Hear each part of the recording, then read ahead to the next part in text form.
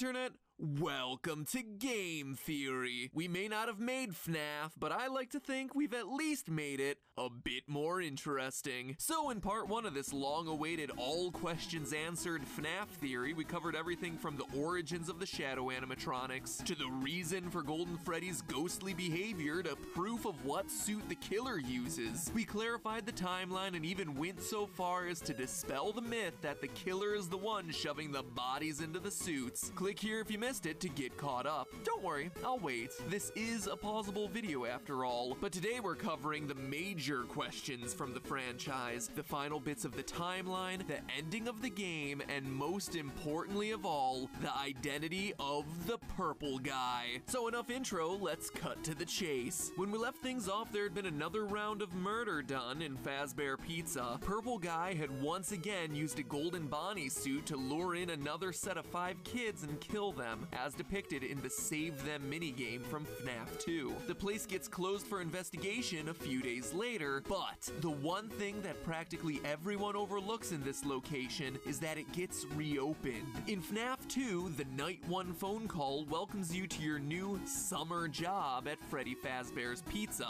Hello and welcome to your new summer job at the new and improved Freddy Fazbear's Pizza. Summer job. And yet, the paycheck at the end of the week reads November. There is not a single place in the world where November is a summer month.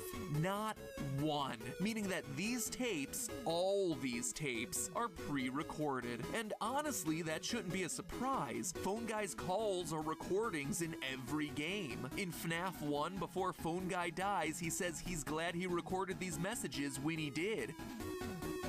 I'm kind of glad that I recorded my messages for you. And then in FNAF 3, they find the old training tapes the Phone Guy made. First of all, we found some vintage audio training cassettes. Dude, these are like prehistoric.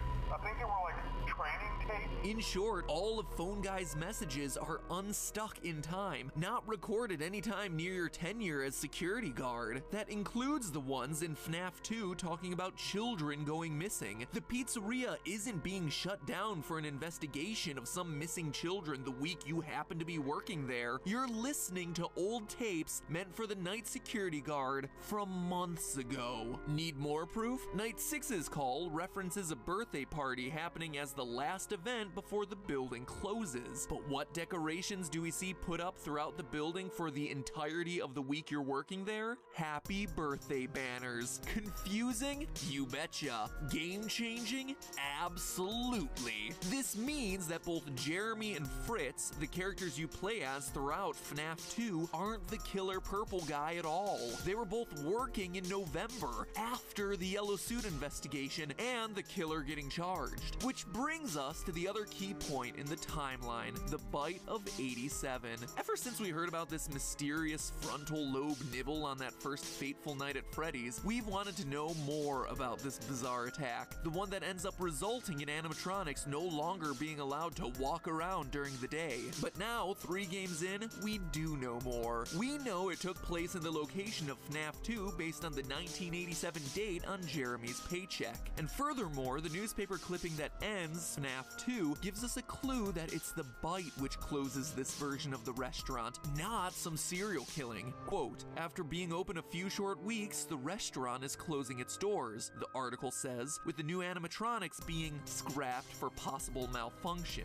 That's game designer Scott Cawthon telling us that one of the new toy animatronics bit someone during the day. Why else would the new robots be scrapped while the old ones get kept for possible reorganization? Well, outside of an obvious need to retcon why these new robots didn't appear in Five Nights 1, it's because the company considered them safer, relatively speaking. So, then who's the biter? Well, it's none other than the pile of scraps and parts, Mangle. The most obvious clue is the animatronic's unhinged jaw. The frontal lobe is the biggest part of the human brain, and the size and shape of the other toy robots' mouths just wouldn't be able to handle the size of the human human head, especially when you compare it to the Mangle's narrow snout and wide open mouth. There's also Mangle's sharper teeth and potential angle of attack. As shown by its jump scare, Mangle goes for the top of the head. And who got bit? Well, there isn't enough evidence to say definitively, but your most likely candidate would be fan favorite Jeremy Fitzgerald. Jeremy passes the test, and on his paycheck at the end of the week, he's welcomed into the family, presumably getting moved to day shift. Fritz gets hired to replace him on day 7, but then promptly gets fired for tampering with the animatronics. That means he's not likely the one to get bit, and instead the person who follows him on day shift is, leaving Jeremy as the most likely frontal lobeless candidate. But regardless of whether it's Jeremy or some other customer we've never met, someone gets bit, the restaurant closes for good, and as the newspaper clippings show, the old animatronics go into storage awaiting a smaller location with a lower budget. Fast forward to the 90s and FNAF 1. We know it's the 90s based on the hourly rate of the paycheck received by Mike Schmidt, security guard extraordinaire from the first game, something we proved in our first Five Nights video. And now we can breathe a sigh of relief, because this was the beautiful time long ago, last August, when the games weren't so complicated, when the biggest mysteries were a game-crashing gold bear and the words "it's me." No death minigames, no puppets, no need to shoehorn in extra overcomplicated storylines. That all would come later when the first game became a smash hit and got itself some sequels. And boy did those sequels make things complicated, as both featured 8-bit minigames revealing more details about this location from the original game. First things first, we know that the purple guy kills 5 children here. We see it in the Foxy Go Go Go minigame from FNAF 2. Foxy runs past a grinning purple guy to see 5 dead bodies. Sorry, no fireworks this time, Foxy. And how do we know it's the FNAF 1 location? Well, it's the only time in the game when Foxy's stage, Pirate Cove, is located to the west of a dining area. See how he performs for the children by running to the right? That matches the map layout of the FNAF 1 pizzeria. We also know from the FNAF 3 minigames that this is where the purple guy dies inside a golden Springlock Bonnie suit in a safe room near the back. One built so that it would never show up on camera, conveniently explaining why it never appeared in the first game. But hold on, weren't those safe rooms sealed up a long time ago? I mean, we touched on this last episode, but the old recordings of Phone Guy we listened to throughout FNAF 3 say that these rooms are being closed off, discontinued, and will never be mentioned again. Why would a location 20 years later possess a safe room unless it was the same building as the first Freddy Fazbear's Pizza location? That's why it's in such disrepair when we see it in the FNAF 3 minigames, boarded up with rats on the floor. It's been closed down for years, which also means the dead kids from the Foxy Go Go Go minigame aren't another set of new victims, cause seriously, at this point the killer would have made his way through like a short bus full of pizza-hungry children. No, those kids are the first 5 dead kids, the ones who would eventually possess Old Bonnie, Chica, Freddy Foxy, and Golden Freddy. I mean, look, if the animatronics were possessed at this point, don't you think Foxy would be attacking Purple Guy rather than just running past him to perform for some dead kids? This also explains the random cutscene from FNAF 2 where the puppet's looking into Freddy's eyes. You can tell by the tables in the background and the design of both Bonnie and Chica that this is the FNAF 1 location with the old animatronics on stage. But it's not a flash forward to the game's next location, but rather a flash back to the moment the puppet brought these characters, these children, to life.